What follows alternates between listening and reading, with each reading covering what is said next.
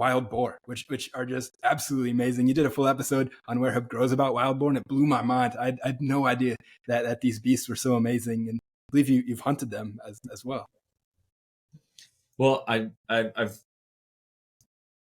have hunted them.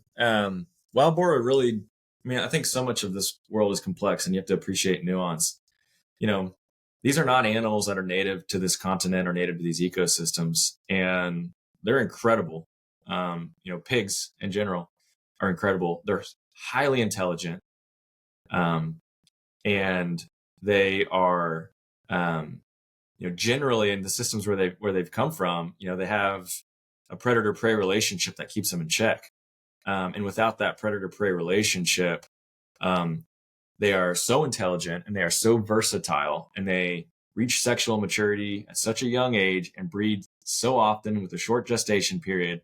They truly can have a population explosion. I mean, we think of rabbits or rats, we're talking that almost comparable rates of survivability if there's not some mechanism to control them. And this is an invasive species, a non-native species that was brought here, got out, and has exploded, certainly across Texas, and now across the entire country. And you're beginning to see how they are devastating ecosystems, and that's that they're either out competing or destroying habitat for native animals and causing extinction themselves, just by doing what they do, what they were designed to and evolved to do through biology. But applied in the incorrect context, it's causing real ecological damage.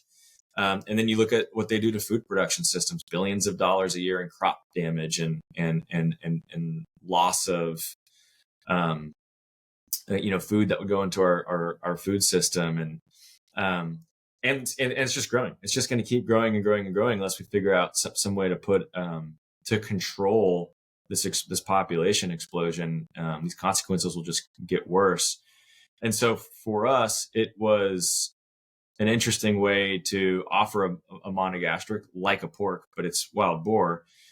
These are actually wild animals that are captured in as humane as possible ways, transported humanely and harvested ultimately and processed in USDA facilities. And so, in my opinion, way better than traditional pork because they've had a diverse diet, they've thrived, you are what you eat, and they've been getting and upcycling all the incredible bounty and nutrition and phytochemicals from what they've been foraging in wild landscapes.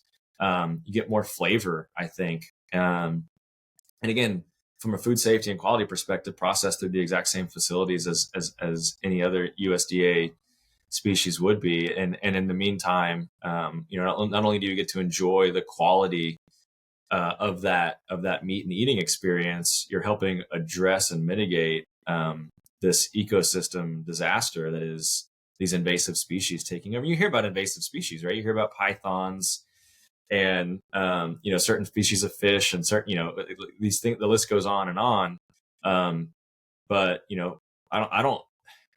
I mean, pythons are pretty devastating in the Everglades, but I don't know that there's ever been anything that's exploded with as much geographical impact as pigs. And I think just both the EPA, but I think the international, they are considered on an international level a major danger to our natural systems by all science and governing bodies. So pretty wild story there.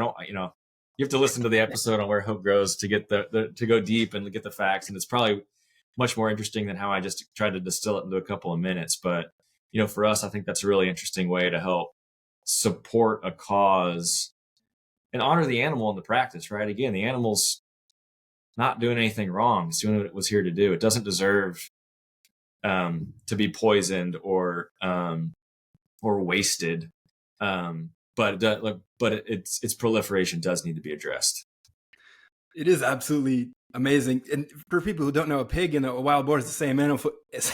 Same animal. If you let a pig out into the wild, in 3 months, it will just transform. It'll grow tusks, thicker hair, and become more aggressive, essentially transforming into a wild boar, which is just crazy to think about. And something similar kind of happens with human beings as well. If you're currently living a sedentary life, mostly indoors, if you start spending more time outside and engaging in movement practice, training hard and eating a lot of proper food like ruminant meat, you're going to transform as well and become a little bit more aggressive, a little bit more rough and tough. And it's pretty cool to think about that, these things happen with animals are out there morphing. And I'm also astounded by the fact that we don't hear more about this. There are wild boars out there causing hundreds of millions, billions of dollars of damage. How come we all don't just get together and eat all these things? They're delicious. It's like, what's going on there?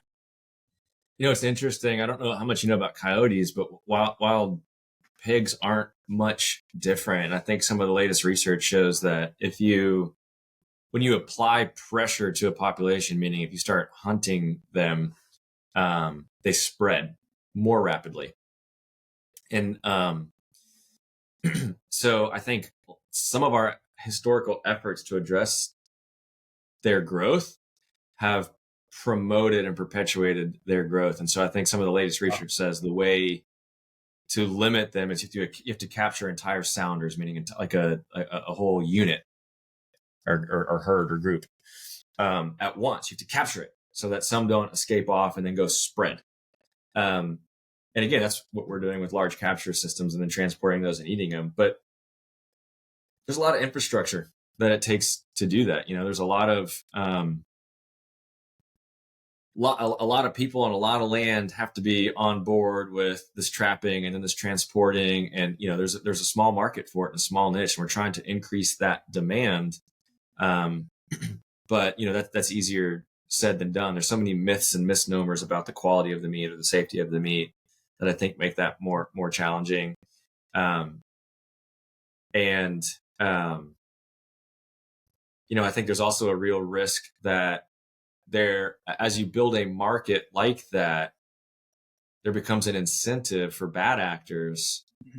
And there have been recorded cases of people saying, oh, there's hunting operations that make money by people paying to hunt wild boar. Okay, well, I'm going to go capture some wild boar from Texas and I'm going to move them up into a northern state, Montana or something like that.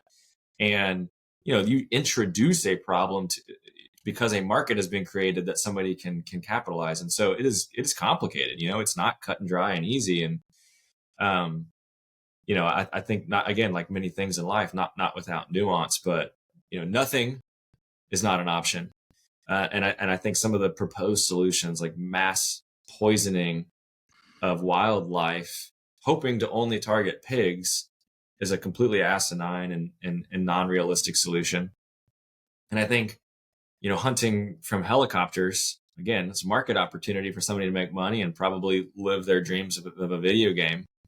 But there's an animal welfare compromise that you're making there. And again, it will likely, as I explained, promote proliferation and growth and expansion, and not really cause a major decline in the population of the animals. So it's not really addressing the core of the problem. So, our hope is that we're supporting the solution and trying not to create, an incentive, but a solution, an incentive to promote the problem, but an incentive to help mitigate the challenge. But it's a really complicated one. It's going to continue to be that, and it's going to take some real focus and energy. But we're trying to play a small part. We got the majority of our effort and energy again is on the ruminant animals that are, honestly saving the planet if we let them, and frankly are currently being villainized.